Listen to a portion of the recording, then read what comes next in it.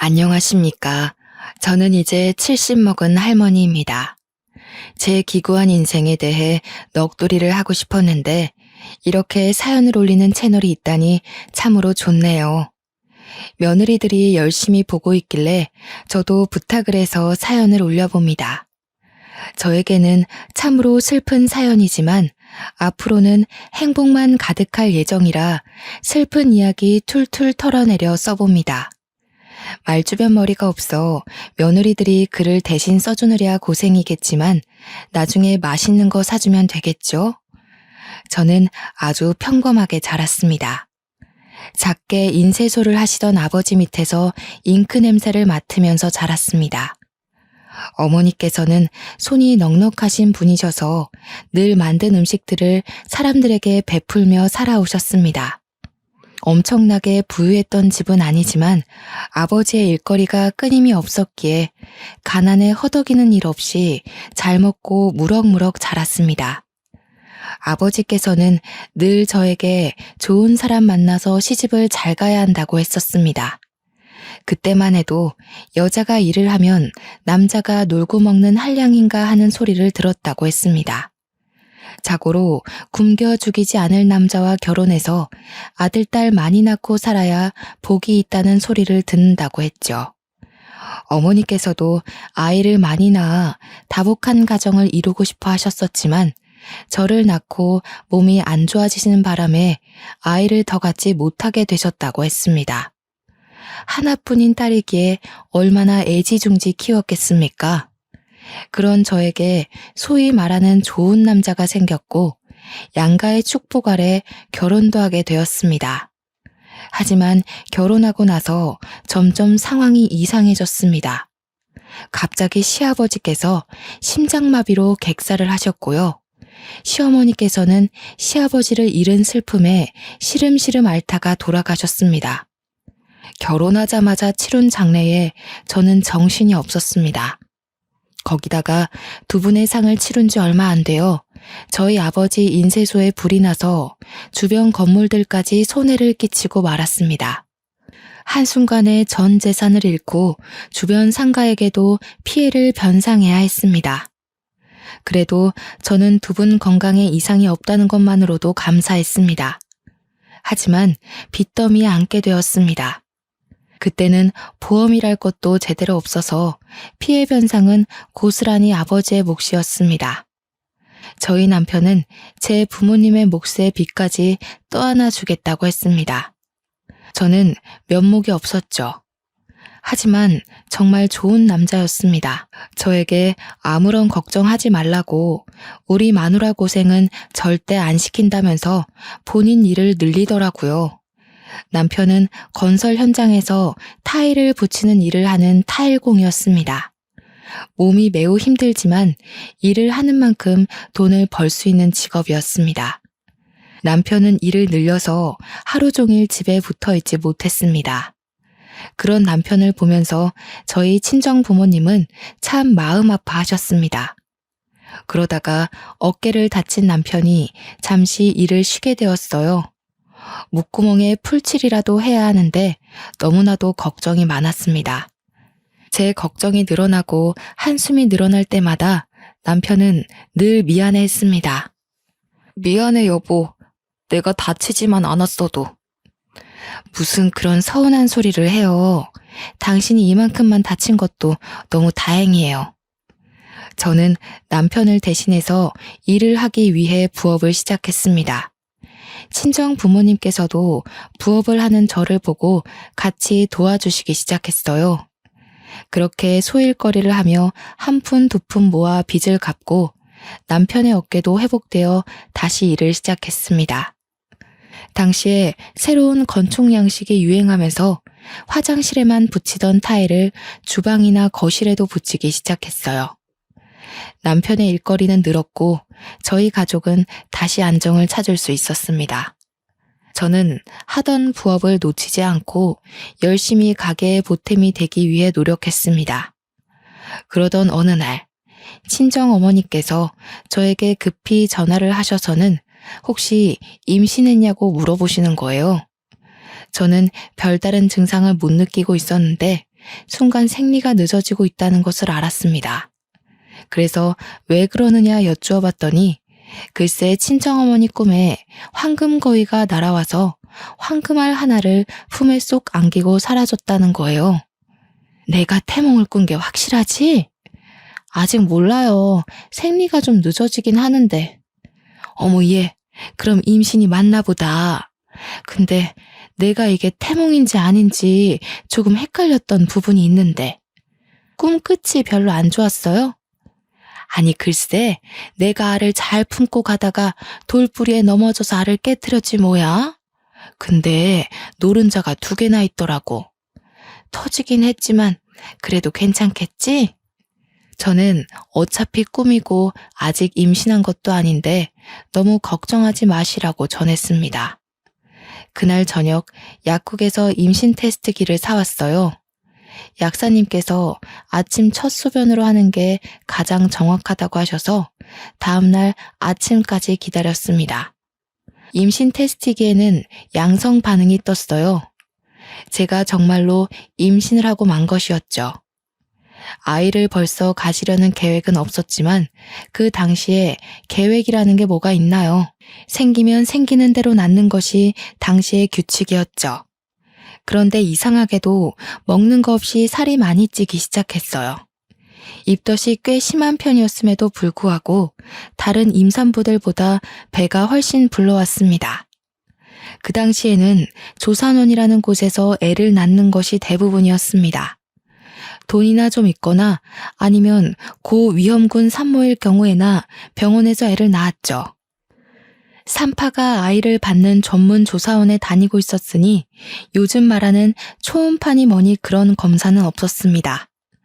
남편은 그냥 남들보다 아이가 큰가 보다 했지만 저는 뭔가 불안했어요.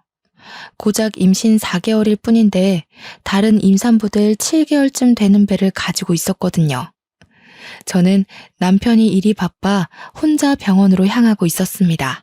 평소와 다를 거 없이 버스 정류장에서 버스가 언제 오나 목 빠지게 기다리고 있는데 뒤에서 누군가가 저를 불렀습니다.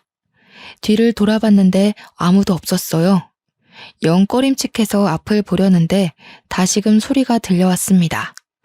저 멀리서 웬 할머니 한 분이 색동 저고리를 입고 저에게 손짓을 하고 있었어요. 저는 덜컥 겁이 났습니다. 너무나도 선명하게 보이는 색동 저고리에 제가 귀신을 보고 있나 싶었거든요. 제가 쭈뼛쭈뼛 하면서 무시하려고 하자 할머니는 제게 큰 소리를 내면서 말했습니다. 당장 이리 오래도. 저는 제 귀를 쩌렁쩌렁하게 울리는 호통에 놀라서 뭔가를 홀린 듯 할머니 앞으로 다가갔어요. 할머니는 길에서 돗자리를 펴놓고 사주 같은 걸 봐주시는지 작은 나무상에 한자로 된 책을 3권 정도 올려두셨더라고요. 저는 임신한 몸이라 솔직히 뭔가 내키지 않았습니다. 보자, 이름이 뭐고? 제 이름이 왜요? 우리 할망은 그렇게 말대꾸하는 거 안 좋아한다. 이름이 뭐고? 윤순애입니다. 아이고, 이름 획수가 잘못된 게 틀림없네. 진실한 순자 쓰나. 제 이름은 참으로 진실로 할 때 순자를 쓰고 있었습니다. 한자를 말하지도 않았는데 덜컥 맞추는 할머니에 소스라치게 놀랐습니다. 우리 할망이 그러는데 이름에 삼수변 삼액자가 붙어야 하는데 기구한 운명의 획이 하나 추가되어 죽을 사가 붙었다고 하시는구만. 진실로 순자가 아니라 따라 죽을 순이 붙었어. 저는 너무나도 기분이 나빴습니다. 제 아이가 뱃속에 떡하니 자리를 잡고 있는데 그런 불길한 소리를 하니 얼마나 불안하고 불쾌했겠습니까? 자리를 박차고 일어나려고 하는데 할머니께서 제 손을 꽉 붙들어 매셨어요. 그 힘이 얼마나 강하던지 제가 감히 이길 수 없는 정도였습니다. 갑자기 눈알을 확 뒤집었다가 푸시더니 제 눈을 똑바로 쳐다보고 제 배를 뚫어져라 보셨습니다. 그러더니 쌀알을 몇 개 휙 던지시고는 중얼중얼 하시는 겁니다. 저는 너무 소름 끼치고 무서워서 도망가고 싶었는데 2 다리가 묶인 것 마냥 그 자리에서 일어날 수가 없었습니다. 너무 끈끈하게 묶여 있어서 내가 그 끈을 함부로 풀어낼 수가 없네. 자네 아이 둘 다 살리고 싶으면 한 아이를 포기해야 해. 아이 둘 다 살리고 싶으면? 그게 무슨 소리래요? 뱃속의 아이 말이야. 쌍둥이를 가졌잖아. 저는 그제서야 제 배가 왜 남들보다 큰지 이해가 갔습니다. 병원에 가서 정확하게 검사한 것은 아니지만 어머니의 태몽에서 쌍란이 나온 것도 그렇고 지금 할머니께서 쌍둥이라고 하는 것도 그렇고 말이죠. 저는 뭔가 깨달음을 얻은 듯한 얼굴을 했지만 그럼에도 불구하고 의문이 남았습니다. 제가 쌍둥이를 가졌을 수도 있지만 둘 다 살리고 싶으면 한 아이를 포기하라는 게 무슨 소리세요? 우리 할망이 자세하게 말해주면 운명이 바뀐다고 했는데 자네 인생이 기구해서 내가 조금 더 풀어주지. 뱃속의 쌍둥이 명이 짧아 따라 죽을 운명이란 말이다 이거야. 저는 점점 듣는 게 거북해졌습니다. 아직 태어나지도 않은 아이들에게 저주를 퍼부어도 너무 심하게 붙는 것 같았습니다. 할망인지 뭔지가 귀신인지 신인지 모르겠지만 우리 아이에게 저주를 붓는 것만 같았어요. 애 둘 다 낳을 생각 말고 하나만 낳아. 하나를 일찌감치 지으면 그 수명이 다른 쌍둥이에게 붙어서 오래오래 살 거요. 아니, 무슨 그런 저주를 퍼부으세요? 저주라니. 내 말을 들어야 다들 오래 살 수 있어. 그 아들이 따라 죽을 업보를 타고 태어나는 거니까. 내 말 들어. 할머니 너무해요. 태어나지도 않은 아이들한테. 내가 뭘 했어. 저 업보를 타고난 인간들은 내 말을 듣지 않는데도. 갑자기 목소리가 바뀐 할머니는 저를 확 째려보셨습니다. 이전까지는 호통은 치셔도 눈빛은 안타까워하는 눈빛이셨는데 지금은 눈빛에 도끼가 가득했어요. 자식은 물론이고 다른 사람도 살고 싶으면 애 하나를 버려. 그러면 그 수명 골고루 나눠 먹을 테니. 그러더니 할머니는 저의 다른 말들을 모두 무시한 채 나무 탁상을 탁탁 챙기고 돗자리를 휘리릭 말아서 들고는 골목 끝으로 사라졌습니다. 저는 멍하니 사라지는 할머니의 뒷모습을 바라보았어요. 그러다가 정신을 차리니 제가 뭘 하고 있었는지를 모르겠더라고요. 홀렸다는 말의 뜻을 정확하게 알 수 있는 순간이었습니다. 저는 원래의 목적대로 산부인과에 가기 위해서 버스에 올라탔습니다. 버스를 타고 병원으로 가는 내내 속이 울렁울렁 거리더라고요. 가까스로 정신을 부여잡고 병원에 도착해서 검사를 마치니 정말로 쌍둥이가 뱃속에 있다지 뭐예요. 참말로 신기한 경험이 아닐 수 없습니다. 친정엄마가 꾸신 꿈도 그렇고 점쟁이로 보여지는 할머니도 그렇고 모두들 저에게 쌍둥이에 관련된 이야기를 해주셨으니까요. 그런데 쌍둥이인 걸 알자마자 제 마음속에 불안의 촛불이 탁 켜졌습니다. 쌍둥이 명이 짧아 따라 죽을 운명이란 말이다. 저는 서둘러 동네로 왔습니다. 그리고는 점쟁이 할머니가 있었던 그 자리로 달려갔어요. 하지만 할머니의 흔적은 그 어디에도 없었습니다. 저는 지푸라기라도 잡는 심정으로 할머니를 아는 사람들을 찾기 시작했어요. 근처 상인들이라면 충분히 알고도 남았을 것이라고 생각했습니다. 저기요, 과일가게 아주머니. 여기서 앉아서 점을 보시던 색동옷 입은 할머니 못 보셨어요? 어머 세댁, 무슨 꿈이라도 꿨어? 이 근처에는 그런 점쟁이 할멈 없어. 내가 여기서 장사를 10년 넘게 했는데 그런 할머니는 못 봤는걸? 아까 한 2시간 전만 해도 있었는데 참말로 못 보셨어요? 색동옷을 입었으면 눈에 딱 띄었을 텐데 난 못 봤어. 여기서 색동옷 입고 앉아 있었다가는 미친 사람으로 오해받기 딱 쉽지. 나도 그런 할머니는 본 적이 있는데 새댁이 잘못 본 거 아니야? 저짝 골목 끝으로 가면 무당집이 하나 있긴 한디. 근데 뱃속에 애도 있으면서 귀신이라도 붙어오면 어떡해? 저는 마지막 상인분의 말씀을 기억해두고 골목 끝에 있는 무당집을 찾아갔습니다. 임신해서 부른 배를 하고 들어가기 좀 무서웠지만 금방 점쟁이가 버선발로 나와 저를 맞이해 주었습니다. 하지만 제가 낮에 봤던 할머니가 아니었어요. 저는 점을 보지 않겠다고 하고는 다시 나왔습니다. 그 이후로도 며칠을 버스 정류장 앞에서 할머니가 앉아있던 곳을 바라보며 기다렸지만 그 할머니는 영영 나타나지 않았습니다. 정말 소름이 쫙 돋았어요. 그 할머니는 도대체 어디서 나타나 저에게 말을 걸고 사라진 걸까요? 뱃속에 제 아이가 쌍둥이라는 것은 어떻게 알았을까요? 저는 좋은 것만 생각하기로 결심했습니다. 나쁜 기억들은 모두 지우기로 했어요. 그저 제가 아이들을 더욱 잘 살피고 위험하지 않게만 키우면 될 것이라고 생각했습니다. 시간이 흐르고 흘러 조산원에서 저는 쌍둥이를 낳았습니다. 꼬박 20시간이 넘는 진통 끝에 자연분만을 했고 둘째 아이가 조금 늦게 나오는 바람에 덜컥 겁을 먹었지만 능숙하신 조산사가 아이를 잘 꺼내주었습니다. 둘 다 일란성 쌍둥이로 아들이었는데 너무너무 예쁘고 귀여웠습니다. 남편은 타일 일로 바쁜 와중에도 아이들을 보느랴 시간 가는 줄 몰랐습니다. 더군다나 제가 난산이었기 때문에 제 몸까지 살펴주느라 정말 고생이 많았어요. 처음 출산이다 보니 모르는 게 너무나도 많았습니다. 우리 아이가 왜 우는지 이유조차 모르면서 그저 끌어안고 달래기 바빴습니다. 친정 어머니께서 도와주지 않으셨다면 정말 하루가 어떻게 흘러가는지도 모르는 채 살았을 거예요. 가끔은 너무 울어대는 쌍둥이들 탓에 정신이 나갈 것 같았지만 그럼에도 내 새끼라 그런지 정말 예뻤습니다. 잘 때는 또 얼마나 천사 같던지요. 아이를 키우며 정신없이 살았습니다. 너무 정신이 없어서 저희 친정아버지께서 암에 걸렸다는 사실도 모를 정도로 말이죠.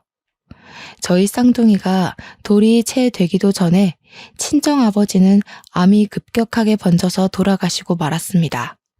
수술이건 항암이건 손을 쓸 사이도 없이 그렇게 갑자기 말이에요. 아버지는 우리 아이들이 밥을 얼마나 잘 먹는지, 걸음마를 언제 뗐는지 엄마 아빠 하고 부르는 것도 모른 채 돌아가셨습니다.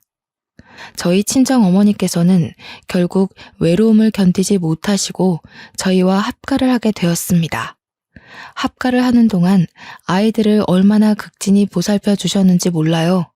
하지만 아이들의 웃음소리가 끊이지 않고 들려도 마음 한구석에 깊이 자리 잡은 외로움은 어떻게 채울 수가 없었습니다.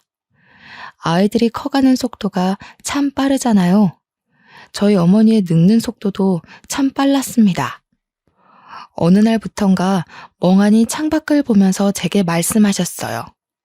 나는 섬에 가서 살고 싶었어. 바다도 보고 산도 보면서 공기 맑은 곳에서 네 아버지와 그렇게 늙어가고 싶었지. 매일 아침마다 저에게 똑같은 소리를 반복하셨어요. 저는 그것이 아버지를 그리워하는 마음인 줄 알았는데 아니었습니다. 가끔은 요리를 하시다가 냄비를 태워 먹기도 하고 어느 날은 집이 몇 호였는지를 헤매기도 하셨지만 저는 별 대수롭지 않게 생각했습니다. 그러다가 아이들이 어린이집에 갈 나이가 되었고 남편은 타일 시공을 직접 하지는 않지만 현장에 계속 나가 있느라 바쁜 와중이었죠. 저는 친구들과 약속이 있어 어머니께 아이들을 하원시켜달라 말씀을 드렸습니다. 어머니는 4시까지 꼭 데리러 가겠다고 하셨지만 저는 친구들을 만나다가 어린이집에서 전화가 걸려와 황급히 집으로 가야 했어요. 어머니, 쌍둥이들 하원 시간이 넘었는데도 안 오셔서요. 그때는 이미 저녁 6시를 넘긴 시간이었습니다. 저는 놀래서 어린이집으로 달려갔고 아이들을 하원시켰습니다. 어머니께 무슨 일이 일어난 건가 싶어서 전화를 걸어보았지만 받지 않으셨어요. 놀란 마음을 부여잡고 집으로 가니 어머니께서 또 멍하니 창밖을 바라보고 계셨습니다. 엄마, 왔니? 그 아이들은 누구니? 저는 소스라치게 놀랐습니다. 어머니는 치매가 오신 거였어요. 그동안 수많은 증상이 있었음에도 불구하고 저는 제가 사는 게 바빠서 그걸 알아차리지 못한 것이었어요. 부랴부랴 어머니를 모시고 병원에 갔더니 이미 치매 증상이 꽤 오랜 시간 있었으며 진행이 된 터라 약으로 조절하기 힘들다고 했습니다. 저는 한동안 눈물로 밤을 지새워야 했습니다. 결국 어머니는 중증 치매 환자라는 검사 결과를 받게 되었고 아이들과 함께 살면서 위험한 일이 반복되어 결국 요양원으로 모시게 되었습니다. 어린이가 되어버린 어머니께서는 요양원에 들어가지 않겠다고 난리를 치셨지만 어쩔 수 없었습니다. 그런데 요양원에 들어가 외로움에 시름시름 앓던 어머니께서는 6개월 만에 자다가 돌아가셨습니다. 저는 너무 놀라서 요양원에 찾아가 혹시 제대로 잘 보살피지 않은 건 아닌지 확인해 보았지만 병원에서도 자연사로 결론 짓더라고요. 그때가 겨우 우리 아들들이 5살일 때였습니다. 저는 결혼부터 지금까지 시부모님, 친정부모님 4분을 모두 보내드려야만 했습니다. 문득 버스 정류장에서 우연히 만났던 할머니의 말이 떠오르더라고요. 자식들은 물론이고 다른 사람도 살고 싶으면 애 하나를 버려. 그러면 그 수명 골고루 나눠 먹을 테니. 소름이 끼쳤습니다. 정말 제 이름의 획순 하나로 이런 일이 벌어진 건가 싶었고요. 우리 아들들이 무탈하게 살 수 있는 방법이 무엇이 있을까 고민하게 되었습니다. 하지만 별다른 수가 없었죠. 병이 있는 것도 아니고 누군가가 우리 아이들을 위협하는 것도 아니었습니다. 남편은 매일같이 고민하는 저의 손을 꼭 잡아주며 말했습니다. 당신이 그 할머니에게 무슨 말을 들었던 너무 걱정하지 마. 아직 아무런 일도 일어나지 않았고 사실 우리 부모님이건 장인어른 장모님이건 하늘나라에서 부른 것일 수도 있는데 당신이 너무 그 할머니 말에 신경 쓰고 있는 건 아닐까 싶어. 나도 지워버리려고 노력 중인데 그게 잘 안 되네요. 우리 아이들 우리 손으로 지켜내면 되지. 우리가 더 보살피고 더 아껴주면 위험한 일 없을 거야. 남편은 저를 꼭 안아주며 말해주었습니다. 저는 불안함을 조금 내려놓기로 했어요. 그 뒤로 우리 아들들이 초등학교에 입학해서 체육대회를 할 때도 위험한 일이 생기지 않도록 담임 선생님께 신신당부를 했고요. 학교에서 친구들과 싸움이 나면 불이 나게 달려갔습니다. 그때 당시만 해도 학교에서 체벌이 공공연하게 이루어졌던 시기라 매 학년마다 담임 선생님을 찾아가 체벌은 절대 안 된다고 말씀을 드렸고요. 시장을 다닐 때에도 제가 매일같이 데려갔고 또 데리고 오면서 위험한 상황 자체를 만들지 않으려고 했습니다. 물론 주위에서는 너무나도 극성이라고 손가락질을 하기도 했죠. 하지만 자식 목숨이 달린 일인데 어느 부모가 가만히 있을 수 있겠습니까? 우리 아이들은 무럭무럭 자랐습니다. 울음만까져도 제가 소스라치게 놀랐기 때문에 정말 남자 아이들로서는 별로 상상할 수 없을 정도로 흉터 하나 없이 잘 컸습니다. 예방접종을 할 때에도 일일이 알레르기 검사를 하고 안전성을 수십 번 물어보고 맞췄으니까요. 아이들이 고등학생이 된 이후부터는 마음이 한결 편하더라고요. 성인과 별 다를 것 없는 몸을 하고 있었으니까요. 우리 아들들이 키도 꽤 컸고 몸도 다부졌거든요. 무엇보다 예의도 바르고 제 말을 잘 들어주는 자상한 아들들이었습니다. 정말 아픈데 하나 없이 다치는데 하나 없이 잘 자라주었습니다. 저는 평온한 일상이 반복되자 점쟁이 할머니의 말을 완전히 까먹어버렸습니다. 그도 그럴 게 수능도 잘 치렀고 대학도 둘 다 원하던 학과에 붙었거든요. 대학생이 되어 초반에 놀러 다니느랴 집에 잘 안 들어왔을 때는 조금 걱정이 되었지만 아들들은 걱정 말라고 했습니다. 그렇게 제일 걱정이던 군대도 잘 다녀오고 대학도 졸업하고 둘 다 취직이 되었을 땐 저와 남편 모두 안심했습니다. 남편은 저에게 웃으며 놀리기까지 했죠. 어릴 때는 어디 다쳐서 피라도 나면 기절할 것처럼 굴었던 사람이 그봐 마음을 달리 먹으니까 우리 아들들도 잘 자라서 이렇게 어엿한 성인이 됐잖아. 저는 남편을 보며 활짝 웃었습니다. 사람은 역시 마음먹기에 달린 거라 생각했죠. 그러던 도중 첫째 아들이 여자친구를 소개시켜주겠다고 했습니다. 아들들 모두 34살이니 결혼 정년기라고 생각은 했지만 저렇게 이야기를 하니 속이 시끌시끌한 건 어쩔 수 없더군요. 첫째가 피아노를 전공했다던 여자를 데리고 왔고 늘씬늘씬하고 예쁜 것이 한눈에 마음에 들었습니다. 인사를 나누는 자리에서 처음에 저를 어색해했지만 제가 마음을 열고 다가가니 사르르 녹는 애교를 장착하고 저를 대하더군요.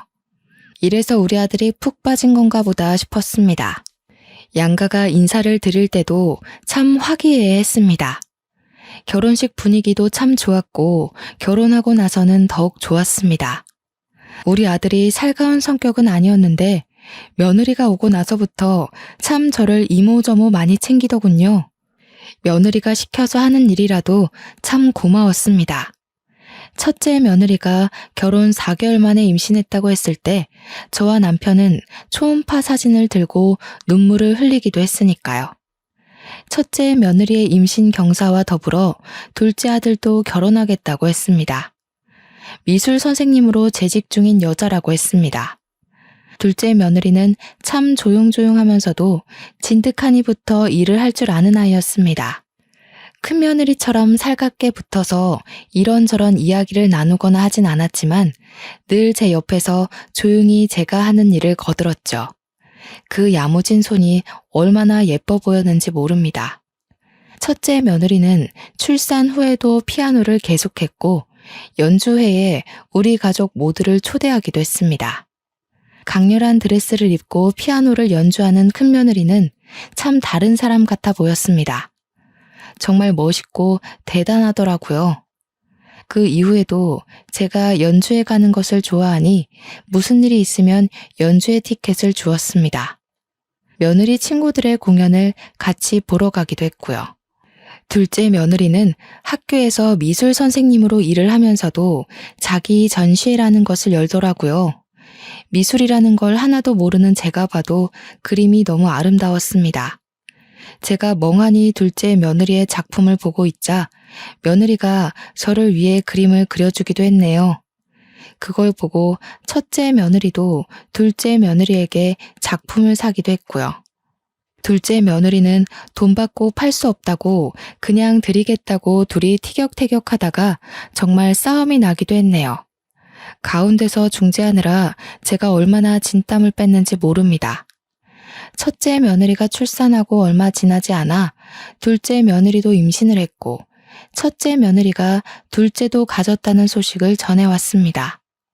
한순간에 대가족이 되어버려 저와 남편은 정신이 없었죠. 첫째 며느리가 아이를 봐달라고 하면 한달음에 달려가 아이를 돌봐주기도 했고 제가 먼저 아이를 돌봐줄 테니 목욕탕이라도 가서 때라도 밀고 오라고 할 때도 있었습니다. 그럴 때마다 같이 못 가서 아쉽다는 며느리를 어찌 예뻐하지 않을 수가 있을까요? 정말 고부간의 갈등이라는 건 하나도 겪어본 적이 없습니다. 첫째네 손주 2명에 둘째네 손주 하나, 이렇게 세 아이를 동시에 돌봐 집안이 난장판이 되어도 참 즐거웠습니다. 며느리들도 저를 얼마나 의지했는지 모릅니다. 그러던 도중 저에게 또 한 번 시련이 찾아왔습니다. 하나뿐인 제 남편이 세상을 떠나버린 것이었습니다.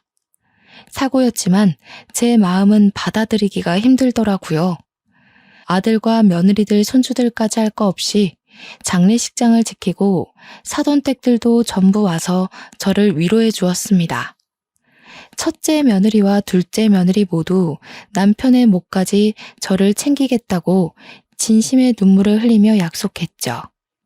저는 너무나도 외롭고 쓸쓸했지만 매일같이 전화하고 자주 찾아오는 며느리들 덕에 그 슬픔도 훌훌 털어낼 수 있었습니다. 오죽하면 저에게 합가를 하자고 하는데 도무지 아들네 집에 얹혀 살 마음까진 들지 않더라고요. 대신 남편과 아이들을 키우며 한평생 살았던 집을 처분하고 작은 빌라로 이사를 갔습니다. 첫째와 둘째네 집 모두 가까운 동네로 말입니다. 집이 가까워지니 며느리들도 더 자주 저를 찾아오더군요.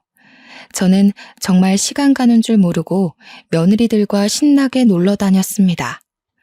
어찌나 서울 구석구석에 맛집이 넘치고 카페들이 넘치던지 생전 남편이랑은 가본 적도 없는 곳이었어요. 며느리들과 돌아다니면서 얼마나 재미졌는지 모릅니다. 그러자 둘째 며느리가 여행을 가는 것이 어떻겠냐고 묻더라고요. 생각해보니 남편이 살아있을 때 전부 다 같이 가족여행을 떠나본 적이 없었던 거예요. 아버님 살아계실 때 갔어야 했는데 너무 아쉽네요. 그래도 이번 여행에서 우리 재밌게 놀다가 와요, 어머님. 맞아요. 제가 고기 하나는 진짜 잘 굽거든요. 형님, 고기는 제가 구울 테니까 집게 탐내지 마세요. 며느리들은 제가 좋다고 하니 바로 강원도에 있는 펜션을 예약하더라고요. 고기도 구워 먹고 물놀이도 할 수 있다면서 아주 좋아했어요. 사는 게 바빠 아들들 데리고 좋은 곳으로 여행을 떠나본 적 없어서 참 미안하면서도 설레더군요.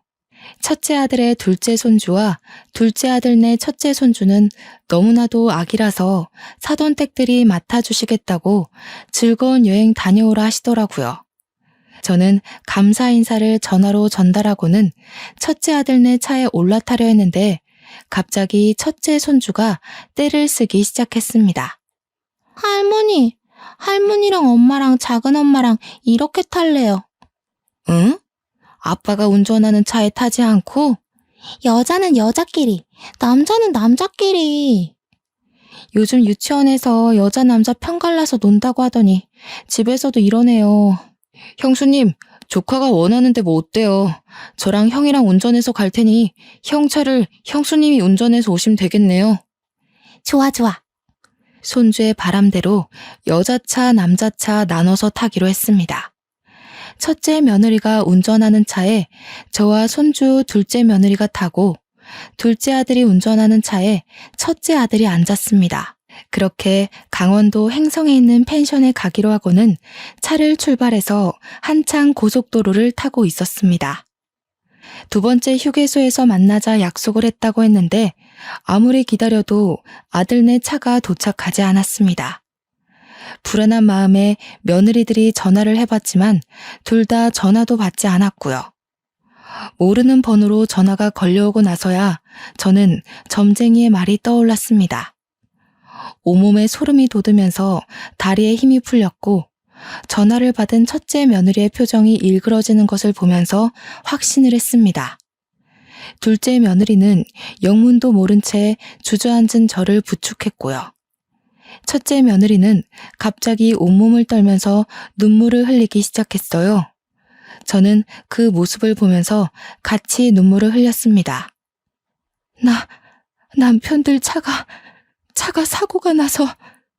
네? 형님, 그게 무슨 소리예요? 며느리들과 저는 황급히 병원으로 달려갔고 거기서 싸늘하게 식은 두 아들을 만날 수 있었습니다. 과적제 화물 트럭에서 떨어져 나온 벽돌이 아들 차를 뚫었다고 했습니다.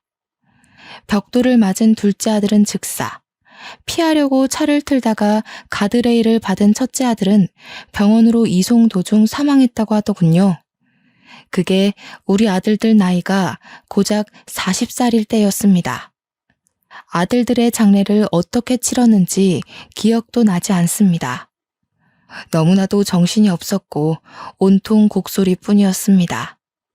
저는 더 이상 흐를 눈물도 없겠구나 했는데 또 눈물이 나오더라고요. 며느리들은 저를 붙잡고 어머니 어떡해요 하는데 해줄 수 있는 말이 없더군요.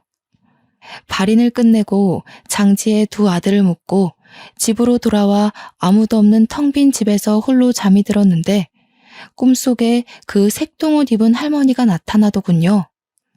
세월이 40년이나 흘렀음에도 여전히 버스 정류장에서 만났던 그 모습을 하고 말입니다. 내가 하나만 살리라고 했잖아. 그래야 수명을 늘릴 수 있다고. 네 이름 획수가 잘못되어 줄줄이 따라가는 거라고 했잖우. 이제 저는 어떡해요? 며느리들까지 무슨 화가 생기면 어떡해요?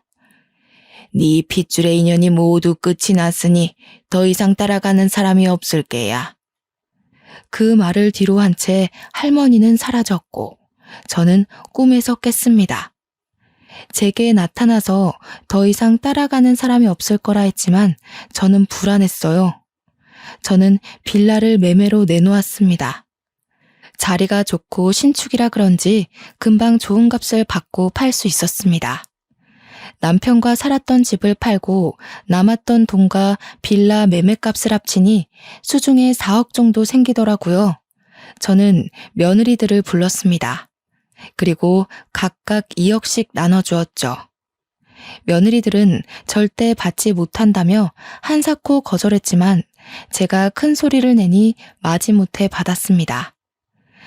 나는 이제 바다도 보고 산도 볼 수 있는 섬으로 떠날게야. 우리 어머니의 소원이셨지. 이제 나는 신경 쓰지 말고 우리 며느리들 각자의 삶을 찾아가도록 해. 아직 나이도 젊은데 새 출발해야지. 며느리들은 저를 붙잡고 엉엉 울었습니다. 절대 못 보낸다고 평생 같이 살자고 하는 걸 매몰차게 밀어내고는 무작정 제주도로 떠났습니다. 그리고는 무작정 수녀원에 들어가 저를 받아달라고 했죠. 큰 수녀님께서는 제 사정을 묻지도 않으시고 저를 받아주셨습니다. 매일같이 기도를 드리며 스스로 감옥 생활을 자처했습니다. 그런 제가 참 안쓰러웠는지 어린 수녀들이고 큰 수녀님이고 할 것 없이 매일같이 저를 불러다가 맛있는 걸 먹여주시고 좋은 경치를 구경시켜 주었습니다. 그럼에도 불구하고 저는 두 아들들을 먼저 보냈다는 죄책감을 이겨내기 힘들었어요. 그렇게 1년을 넘는 시간 동안 열심히 수련을 하고 기도를 하니 마음 한구석이 한결 편해지더군요. 그런데 어느 날 큰 수녀님이 저를 찾는 사람들이 있다면서 기도를 하고 있는 저를 불러냈습니다. 앞마당에 나가니 첫째와 둘째 며느리들과 손주들이 저를 기다리고 있었습니다. 순간 눈물이 터지는데 흐르는 눈물을 막을 수가 없었습니다. 며느리들도 저보고 눈물을 흘리고 있더군요. 천천히 이야기하라면서 자리를 비켜주신 큰 수녀님 덕에 저희는 이산가족 상봉하듯 끌어안고 엉엉 울었습니다. 어디 가셨는지 알려주지도 않으셔서 정말 못 찾는 줄 알았어요. 알고 보니 저를 찾느라 참 고생했다고 하더군요. 제가 거주지를 옮기지 않고 지내다가 며칠 전에서야 전입신고를 수녀원으로 했는데 그걸 보고는 찾아온 것이었습니다. 어머님, 이제 저희와 같이 서울로 올라가요. 저희 그동안 취직도 하고 대출도 받아서 마당에 있는 주택을 샀어요. 어머님 모시고 살려고 일부러 큰 집으로 구했어요. 내가 염치 없이 어떻게 거기서 살 수가 있겠니? 괜한 짓을 했구나. 나는 여기가 편하고 저희 취업해서 일을 해야 한단 말이에요. 그럼 손주들은 누가 봐주시나요? 어머님이 와서 사랑으로 보살펴 주세요. 우리 남편들처럼 그렇게 키워주세요. 울면서 떼를 쓰는 며느리들에게 매몰차게 돌아가라 이야기를 하지 못하겠더군요. 며느리들은 인근에 숙소를 잡았다면서 기다리겠다고 꼭 같이 돌아갈 거라고 했습니다. 제 이야기를 대충 들은 큰 수녀님께서 무슨 걱정이 있으냐며 며느리들을 따라가라고 하시더군요. 우리 자매님께서 앞으로 얼마나 더 이 세상에 있다가 하나님의 부름을 받으실지 모르지 않습니까? 마지막은 가족들과 함께 오순도순 지내시면 얼마나 행복할까요? 저는 큰 수녀님의 말씀에 큰 결심을 하고 며느리들에게 연락을 했습니다. 내가 너희들에게 큰 짐이 될지는 모르지만 나 또한 내 가족과 함께 지내고 싶어 못 이기는 척 따라가마. 하지만 이거 하나만 약속해다오. 언제라도 좋은 사람이 나타나면 뒤도 돌아보지 않고 떠나는 게야. 어머님, 꼭 약속할게요. 하지만 어머님도 저희가 좋은 사람을 만날 때까지 절대로 만남을 강요하지 마셔요. 저희가 절대 죄책감이나 마음의 응어리 같은 게 남아서 이러는 거 아닌 거 아시죠? 정말 어머님과 함께 할 때 너무 행복했고 그 행복이 그리워서 모시고 살겠다고 결심한 거였어요. 나도 너희와 함께 할 때 참 행복했단다. 하지만 죽은 아들들 때문에 이러는 거면 내가 너무 부담스럽구나. 저희는 그저 어머님과 함께하고 싶은 것뿐이에요. 말씀대로 약속 꼭 새겨 드릴게요. 며느리들은 걱정 말라고 약속을 꼭 하겠다고 했습니다. 저는 며느리들이 구해놨다는 서울에 마당이 딸린 주택으로 이사를 했고 지금은 손주들을 돌보면서 행복하게 지내고 있습니다. 우리 며느리들에게 좋은 사람을 언제든지 찾아가라 했지만 약속만 해놓고 지키지도 않네요. 벌써 같이 산 지 5년이라는 세월이 흘렀는데 손주들 쑥쑥 크는 맛에 참 재미지게 삽니다. 큰 며느리, 둘째 며느리, 손주 3명과 복작복작 사니 참 외로움을 느낄 시간도 없습니다. 사돈댁들도 여전히 저와 잘 지내고 있습니다. 저를 원망할 법도 한데 저를 참 많이 신경 써주십니다. 얼마 전 둘째 며느리네 바깥사돈이 돌아가시는 일이 있었습니다.